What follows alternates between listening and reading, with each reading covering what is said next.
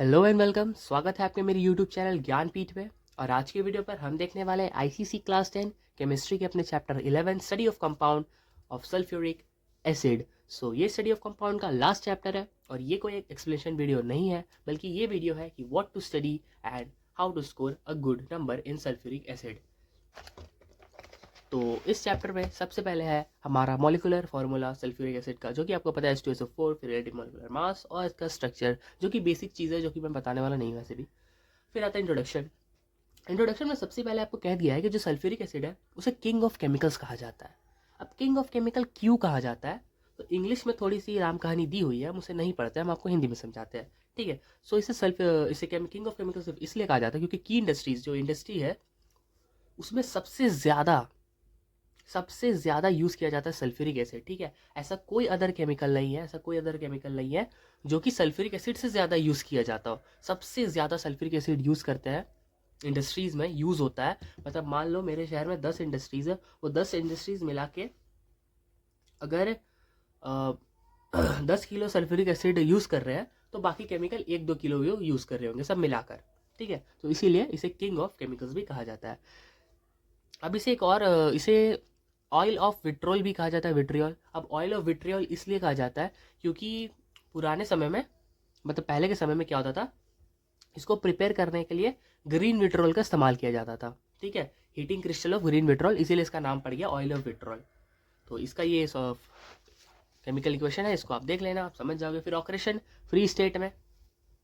ठीक है। और उसका कंबाइंड स्टेट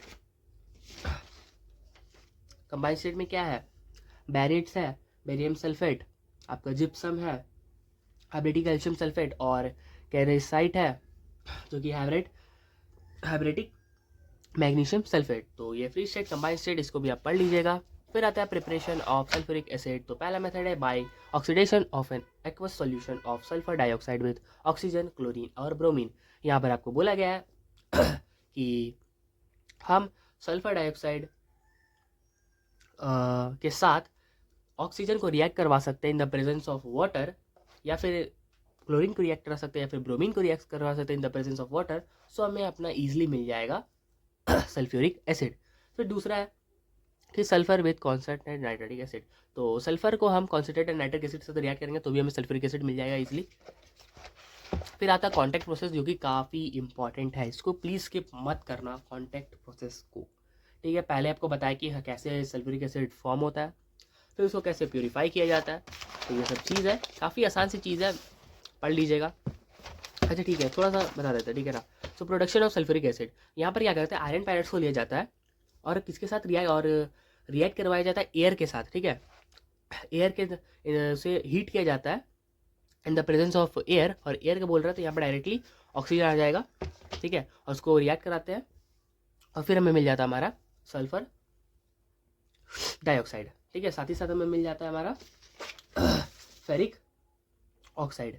ठीक है। और एक तरीके से हम सल्फर डाइऑक्साइड को प्रिपेयर कर सकते हैं या फिर बना सकते हैं, मैन्युफैक्चर कर सकते हैं, वो है लॉसियाना सल्फर, जो कि 99.5% प्योर होता है। ठीक है। उसके बाद प्यूरिफिकेशन उसकी कैसे प्रिपेयर किया जाता है, उसका ये डायग्राम है।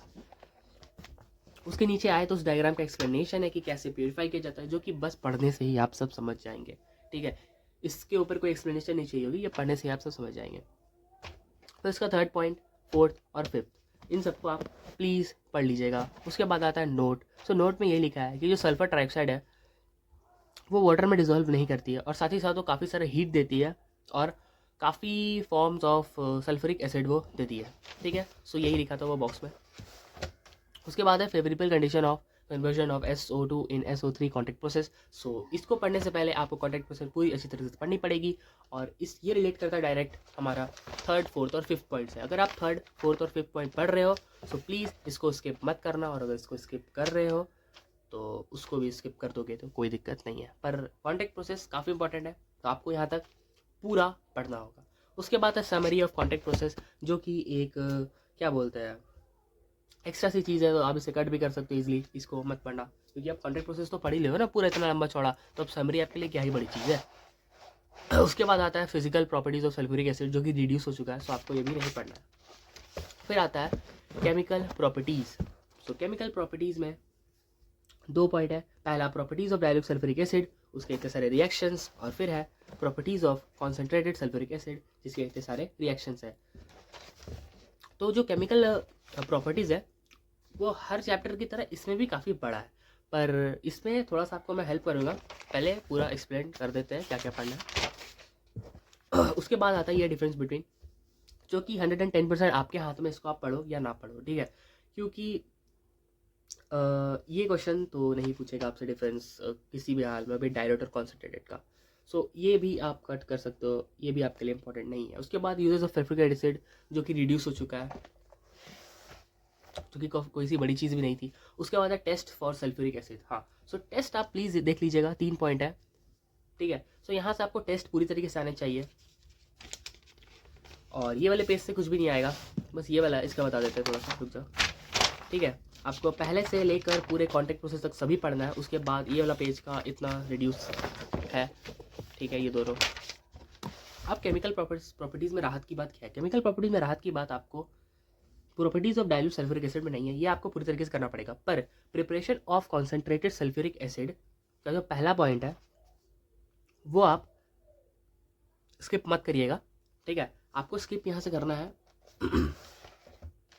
Third point, dehydrating agent. ये वाला जो पॉइंट है, ये मैंने देखा है कि प्रीवियस क्वेश्चंस में जिससे इसके क्वेश्चंस कभी पूछे नहीं जाते। इसका मतलब ये नहीं कि इसके क्वेश्चंस नहीं पूछे जाएंगे, पर मोस्ट प्रोबेबली चांसेस है कि इसके क्वेश्चन नहीं पूछे जाएंगे, क्योंकि आपके HCl हो गया, नाइट्रिक एसिड हो गया, ये और टफ चैप्टर है। और इन 4 चैप्टरों से मिला जुला कर मैक्सिमम आपको नंबर क्वेश्चंस बनते हैं, और 10 मार्क्स के, 10 से 12 नंबर के क्वेश्चंस, बस 12 मार्क्स मैक्सिमम समझ लो। इससे ज़्यादा इन 4 चैप्टर से नहीं बनने वाले, ये जो स्टडी ऑफ कंपाउंड है। सो इस वाली चीज़ को आप हटा सकते हो। साथ ही साथ आप ये 4th वाला पॉइंट है, इसको भी रिड्यूस कर सकते हो। सो सारी चीज़ें जो आएगी एग्जाम में काफ़ी अच्छे तरीके से मैंने एक्सप्लेन कर दी है, ठीक है। आपको क्या पढ़ना है क्या नहीं, और फिर एक्सरसाइज, आप एक्सरसाइज बैठ कर सॉल्व करो। एक्सरसाइज सॉल्व हो जाता है मतलब समझिए आपका चैप्टर पूरी तरीके से कंप्लीट हो चुका है। तो आई होप आपको सब कुछ अच्छे से पता चल गया होगा कि क्या आपको पढ़ना है, आपके लिए क्या इंपॉर्टेंट है एग्जाम पॉइंट ऑफ व्यू से। सो आई होप आपको वीडियो पसंद आई। अगर वीडियो पसंद आए तो वीडियो को लाइक करना, चैनल को सब्सक्राइब करना, कमेंट कर बता देंगे इस वीडियो किस टॉपिक पे चाहिए। तब तक के लिए थैंक यू, बाय बाय, मिलते हैं किसी नेक्स्ट वीडियो पे।